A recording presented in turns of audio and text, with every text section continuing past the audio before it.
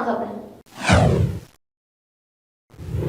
समुद्री शहर में डॉल्फिन पुलिस की कार्रवाई। पेट्रोलिंग के दौरान डॉल्फिन पुलिस ने रिकॉर्ड याफ्ता मुलजिम को असला समेत गिरफ्तार कर लिया। बस स्टैंड पर एक शख्स को मशकूक जानकर रोका गया, जिसके कब्जे से एक पिस्टल और 4 गोलियां बरामद हुई। मुसल्लह शख्स की जानिब से जान से मारने की धमकी की वीडियो भी मंजर आम पर आ चुकी है। पीछे बोल दे अपने फैसले गोली दे होने आ।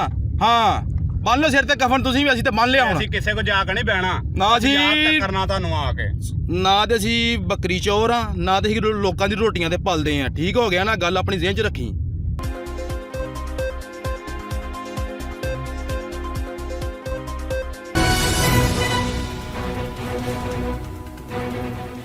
डेरा इस्माइल खान से बल्दियाती इलेक्शन के हवाले से तहरीक इंसाफ को एक और धचका। चीफ इलेक्शन कमिश्नर ने शॉर्ट ऑर्डर सुना दिया।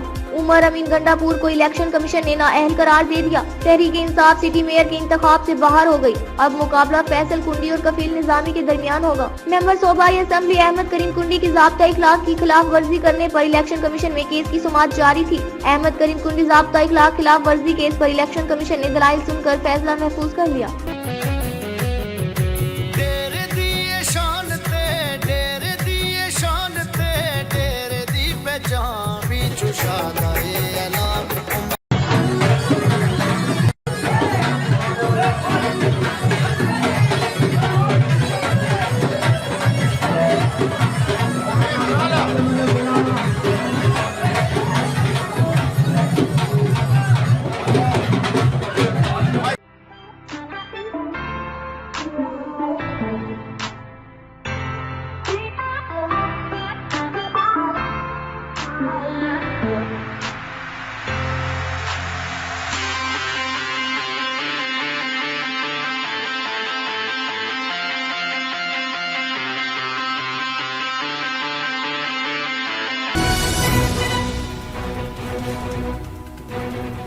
डच कोर्ट की समाजी शख्सियत राना सुल्तान अली खां के ज़ेर एहतमाम कारखाना बाजार डच कोर्ट में फ्री मेडिकल कैंप का इनेकाद किया गया। तफसीलात बता रहे हैं नुमाइंदा एन न्यूज़ डच कोर्ट।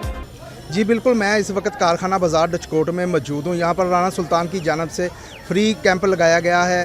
यहाँ पर हाई क्वालिफाइड डॉक्टर जो हैं वो मौजूद हैं। यहाँ पर बहुत ज़्यादा तादाद में शहरी भी दवाई लेने के लिए आए हुए हैं। इस वक्त हमारे साथ राना सुल्तान टीम के मेंबर मौजूद हैं। उनसे मज़ीद बात करते हैं कि वो इस हवाले से कहते हैं। जी हमें बताएं कि यहाँ पर कौन कौन सी मेडिसिन मिल रही है और कौन से डॉक्टर यहाँ पर मौजूद हैं। जी अल्हम्दुलिल्लाह राना सुल्तान अली खां की तरफ से ये कैंप का इनेकाद किया गया है, जिसमें फ्री अद्वियात, फ्री एनके, हेपाटाइटिस के टेस्ट, बल्कि तमाम किस्म के जो टेस्ट हैं वो किए जा रहे हैं। शुगर, हेपाटाइटिस, HV तो और जो अद्वियात हैं वो भी आप देख रहे हैं कि आवाम किस तरह ले रही है।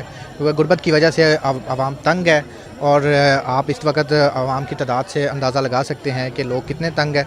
उसकी वजह से राना सुल्तान अली खां की ये कावश जो है इसको लोग सराह रहे हैं, आप ख़ुद देख रहे हैं।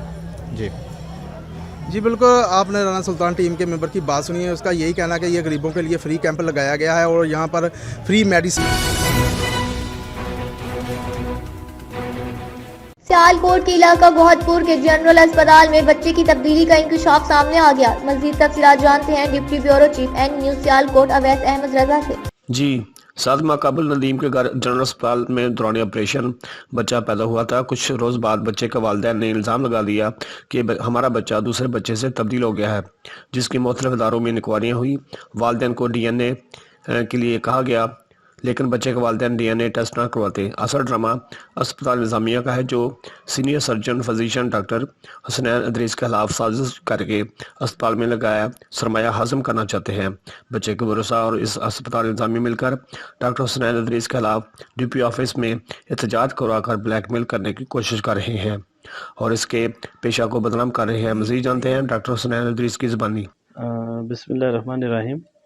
उस मामले में मैं सिर्फ इतना ही कहूँगा कि पस पर्दा जो हक़ाइक़ है उनको छुपा कर मुझे ब्लैकमेल किया जा रहा है। उसके अलावा उसमें डिटेल में थोड़ा सा बताता हूँ कि मेरे को 5 सितंबर में लैदगी हो गई थी जनरल हॉस्पिटल से। उसके जो ओनर हैं मियाँ उस्मान सर, वो मुख्तलिफ़ फॉर्मों के ऊपर मेरे साथ दरख्वास्तों के ज़रिए अदालत में ऑलरेडी मेरी कुछ मशीनरी है, कुछ और सामान है, जिसको हड़प करने के चक्कर में मुझे बदनाम कर रहे हैं और मेरे करैक्टर एसोसिएशन कर रहे हैं। बच्चे वाले मामला से अल्हम्दुलिल्लाह मेरा कोई ऐसा तलक नहीं है कि जिसकी बेस पे मुझे गुनहगार ठहराया जाए। हमें हमदर्दी है और हमने हर फोरम पे साथ देने की कोशिश की है, लेकिन उसको बुनियाद बना के मुझे बेसिकली जो ब्लैकमेल किया जा रहा है वो एक लम्हा फ़िक्रिया है, क्योंकि हमने किसी भी फोरम के ऊपर उससे ये नहीं कहा कि हम उसमें बिल्कुल उसको नदीम को डराया हो, धमकाया हो या किसी चीज़ से उसे पीछे किया हो, लेकिन उसको बुनियाद बना के मेरी करैक्टर एसोसिएशन करना ये एक जुर्म है जिसके पीछे मियां ज़ुमान सरवर की एक पूरी लॉबी है और वो इस किरदार को निभा रहा है।